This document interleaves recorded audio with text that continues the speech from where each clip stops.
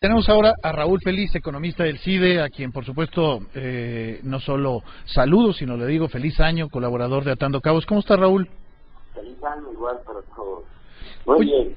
Oye, Raúl, acabamos de escuchar la versión Hacienda del porqué del aumento en el precio de la gasolina, y además de la versión Hacienda, pues creo que dijo varias cosas que por supuesto nos interesa mucho escuchar tu versión, porque finalmente, insisto, esta era la versión de Hacienda y queremos ver cómo podemos entender el aumento del precio de la gasolina planteado casi como pues no había de otra, teníamos que aumentarlo porque es un aumento del precio internacional, así es de que es, no sé, casi como destino fatal el arrancar este año con el aumento de la gasolina.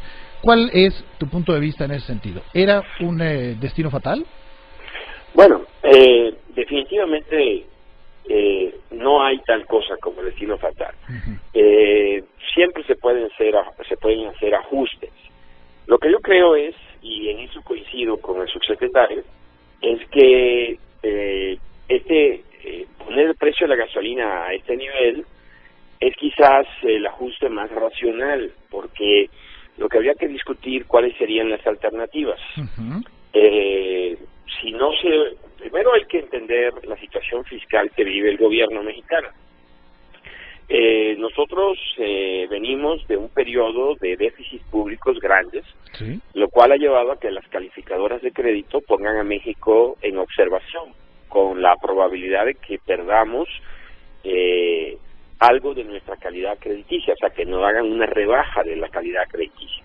El gobierno se ha comprometido pues a lograr ciertos números en las finanzas públicas que requieren ingresos y hay que buscarlos de algún lado. Claro. Y eso yo creo que es lo que ha llevado a tomar la decisión política de que la mejor forma de hacerlo es precisamente mediante el impuesto a las gasolinas, es decir, el gobierno pudo haber absorbido, como lo hizo el año pasado, parte de este incremento del precio internacional del petróleo. El año pasado sucedió esto, sí, y el gobierno no lo trasladó completamente al consumidor. Así que es una decisión política que se ha tomado, lo cual, lo que arma toda esta situación complicada políticamente, pues fueron las promesas que se hicieron alrededor de cómo se vendió la reforma energética y que hoy pues parece incomprensible después de esas declaraciones que se adopte este tipo de política. Pero yo considero que es la respuesta correcta. Y tal vez lo que le falta a esta propuesta es un poquito de manejo político por parte del gobierno. Creo que debió anunciar un recorte del gasto público, especialmente de los salarios de la alta dirección. Ese es un dato sin duda relevante porque finalmente tú sabes que buena parte de la molestia por el tema de la gasolina se vincula a, tenemos un gobierno gastalón, ¿no? Correcto. Y además gastalón no solo en pues algunas políticas públicas obviamente normales, sino sobre todo en el bono de estos, el aumento de salarios de estos otros, los altos salarios de estos más, la cantidad de asesores, es decir, por todas estas otras cosas, ¿no? Correcto. Entonces, creo que, si te estoy entendiendo bien, un paso sin duda indispensable tendría que haber sido el anunciar, pues vamos a bajarle a todas estas otras cosas. Me parece que eso era lo que, desde el punto de vista del político, sería prudente para pedir que pues la contribución la hagamos todos los ciudadanos al esfuerzo fiscal que se necesita hacer. Ok. Ahora, pensando para adelante, Raúl, ¿Cómo podemos esperar estas primeras semanas o este enero, pues, por el tema de la gasolina en lo que se refiere a los demás precios? ¿Hay relación? Mira, habrá un impacto directo sobre la inflación. Sí. Eso usando los ponderadores de la nueva metodología de cálculo del índice de precio al consumidor, que por cierto cambia en el año 2017. Sí. Arroja un impacto de alrededor de 0.82% directo en la primera quincena de diciembre. Esto no toma en cuenta los impactos indirectos, que seguramente los habrá, porque pues el incremento del precio de la gasolina y del diésel pues afecta el costo del transporte, tanto de personas como de mercancías. Entonces, sin duda vamos a enfrentar una cuesta de enero con una inflación alta que seguramente superará el 1% y que pienso va a trasladarse hacia los próximos meses, hacia un febrero inusualmente alto en marzo, y eso va a llevar inevitablemente a que Banco de México ponga mucha preocupación sobre cómo esto pudiera estar afectando las expectativas de inflación y quizás sea necesario nuevos incrementos de las tasas de interés. ¿Sí? Para que este efecto se absorba en corto tiempo y no se traslade a una contaminación sobre la inflación de mediano y largo plazo. Es decir, el efecto inmediato es que vienen más incrementos de precios de otros productos y posiblemente va a venir un endurecimiento de las condiciones crediticias de la economía mexicana a través de tasas de interés más altas. Okay. Aquí justamente surgió una duda porque he escuchado mucha gente que dice, bueno, si subió la gasolina entre 14 y 20%, los aumentos tienen que girar en este entorno, pero supongo que los aumentos tienen que ser menores, es decir, solamente te sube uno de los rubros, ¿no? Uno de los insumos. Correcto. E indirectamente otros, pero no de esa magnitud, ¿no? Claro. Oye, Raúl, créeme que a mí no deja de sorprenderme el enojo en estos primeros días, en estos 2 primeros días de enero, pero sobre todo desde que se anunció el aumento de precios. Si uno revisa los comentarios a la entrevista que le hacíamos a Miguel Mesmacher, pues que insisto, era con el ánimo de entender la lógica de la Secretaría de Hacienda, son muy duros. Se habla, por ejemplo, mucho de cómo el gobierno se dio en el tema producción de gasolina durante los últimos años. Ni siquiera es un tema del último año, sino durante los últimos años, y finalmente nos volvimos dependientes de la gasolina de Estados Unidos. Aunque yo quisiera insistir que este tema es diferente realmente. Ajá. O sea, yo creo que sí podríamos argumentar que el gobierno mexicano no ha invertido lo que debió haber invertido, que ha usado los recursos, porque el precio del petróleo no siempre fue bajo, fue alto hace algunos años, ¿sí? Y eso le dio al gobierno muchos recursos que se lo gastó en gasto corriente. O sea, eso podemos alegarlo, pero el hecho yo creo que aquí es importante que entendamos que el hecho de que nosotros produzcamos gasolina, ¿sí?, no quiere decir que debemos ignorar el precio internacional de la gasolina. Es decir, no porque produzcamos gasolina podemos venderla al precio que nos dé la gana.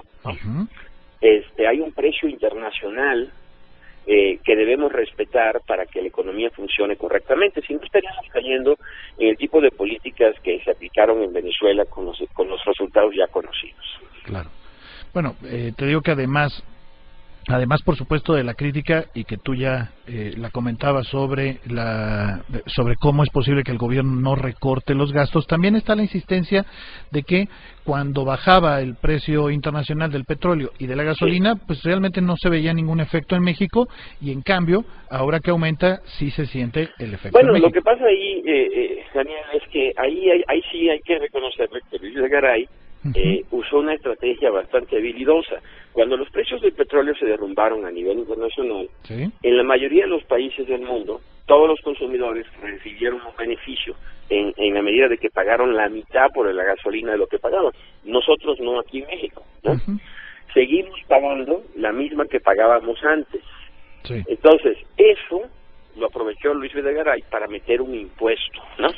Un impuesto especial a las gasolinas de casi 4 pesos, más de 4 pesos, que es lo que ha permitido que las finanzas públicas no hayan sufrido un descalabro, ¿no? Hay que decirlo. Pero esa es la realidad, es decir, aquí se introdujo un impuesto que no se notó a nivel del consumidor porque los precios no se movieron, pero ese impuesto es debido a que el precio internacional cayó y el gobierno mexicano no permitió que el precio doméstico cayera, compensando esa caída con un impuesto adicional al consumidor, que hoy es el que está haciendo estos estragos. Este es un dato sin duda importante, porque evidentemente pues todo el mundo se pregunta, bueno, pues si baja no baja, y si sube sí sube. No, es que cuando bajó se metió este impuesto adicional. Correcto. Y eso es lo que impidió que bajara el precio de la gasolina en México. Es correcto. Raúl, también sobre estos temas se insiste mucho en algo que tú has mencionado de paso en esta conversación, pero que me interesaría mucho precisar, que es, tú lo has escuchado: México, país petrolero, México que paga tan alta la gasolina, y sobre todo que la paga tan alta en comparación con los salarios. ¿Cómo lo explicas? La primera parte te voy a decir que es un poco falaz, porque Noruega es un país petrolero y paga la gasolina todavía 40% más cara de la que pagamos ahorita, ¿no? Son dos cosas diferentes, o sea, yo soy partidario, yo en particular no soy a favor de la gasolina barata, pero entiendo que otras personas podrían tener otras preferencias, pero el hecho de que seamos productor de petróleo no justifica que tengamos que vender barato los combustibles. Ese es un principio general. Ahora, si tenemos los ingresos y tenemos los recursos, pues es una decisión de política pública en que lo usamos. Si decidimos usarlo, subsidiar la gasolina, pues me parece un mal uso, pero es válido y es legítimo, ¿no? Y la segunda parte de tu pregunta, ¿cuál era, perdón? Es que siempre se establece esta relación de somos un país petrolero. Sí, por eso te contesté, decía que hay países como Noruega, que siendo un país petrolero, tienen precios de petróleo mucho más altos que incluso lo que tenemos actualmente nosotros, ¿no? Claro, perdóname, voy en un corte. La segunda parte era, México no es el más caro en términos de gasolina, pero comparado con salarios, sí lo es. Esa parte sí. ¿No? Ahora te comento. Sí. Sale, gracias. Vamos a un corte y regresamos con Raúl Feliz, economista del CIDE y colaborador de Atando Cabos sobre este tema tan polémico. ¿Sí? Estamos cerrando la conversación con Raúl Feliz, economista del CIDE, a quien le agradecemos se haya quedado en la línea, solamente porque queríamos cerrar este tema, Raúl, diciendo gasolina en México, pues probablemente no es la más cara del mundo, pero sí lo es, o sí es de las más caras, si tomamos en cuenta los salarios que hay en México. Creo que tienes razón, totalmente correcto. Eso quizás lo que llevaría a pensar es que el impuesto de arriba de 4 pesos que se cobra por cada litro es excesivo, ¿no? Pero esas cosas hay que calcularlas siempre, porque si le bajamos a ese impuesto y mantenemos el mismo nivel de gasto público, pues habrá que aumentar otro impuesto, ¿no? Entonces, ahí es donde es importante, es decir, que vamos a bajar el impuesto a las gasolinas y qué ponemos en su lugar, ¿no? A lo mejor impuesto a los alimentos y medicinas, eso también sería injusto, ¿no? Sí, la realidad es que no es una solución fácil, es decir, no quisiera yo justificar a la Secretaría de Hacienda en este aspecto, pero si el gobierno necesita los recursos para financiar el gasto público, y la gasolina está aportando una cantidad importante. Si se redujeran esos impuestos, entonces esos impuestos, esos ingresos que se pierden, habrá que buscarlos en otras fuentes, y ahí es donde entonces hay que aportar. ¿De dónde se obtienen? Hay quien dirá que la forma fácil de obtenerlo es reduciendo la corrupción, y yo estaría totalmente de acuerdo, pero no creo que sea tan fácil de resolver el asunto, ¿no? Es más fácil decirlo que hacerlo. Exacto. O sea, tú dirías, el disminuir o contener el precio de la gasolina utilizando para estos una reducción del impuesto que se cobra por la gasolina, implica, digamos, no suena mal si tomamos pero tenemos que tomar en cuenta que eso significaría un boquete en las finanzas públicas que tendría que ser llenado de otra forma y que no se resuelve simplemente diciendo adiós a la corrupción.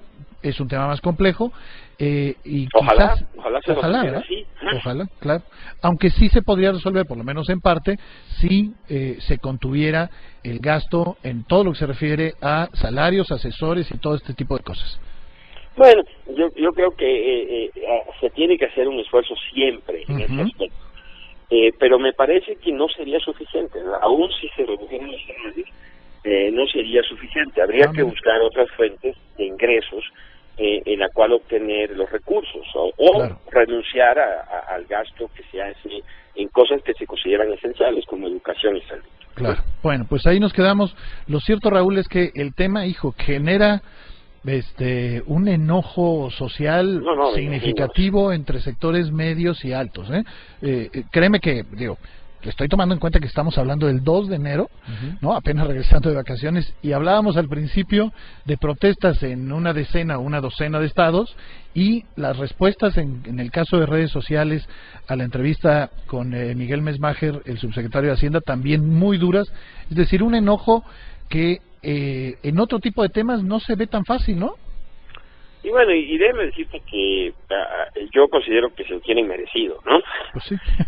Porque la política de comunicación ha sido, por decirlo menos, inexistente y muy incompetente. Tienes razón, eso también es cierto, el cómo se explica y cómo se comunica esto también ha sido un problema, pero bueno.